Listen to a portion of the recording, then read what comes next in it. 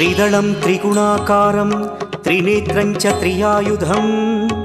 त्रिजन्म पापसंहारम् एकबिल्वं शिवार्पणम् त्रिशाखैः बिल्वपत्रैश्च अच्छिद्रैः कोमलैः शुभैः तव पूजां करिष्यामि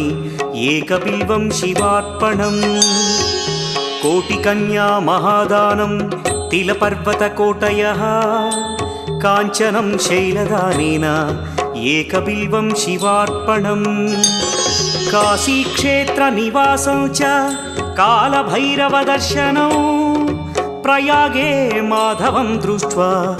एकबिल्वं शिवार्पणम् इन्दुवारे व्रतं स्थित्वा निराहारो महेश्वर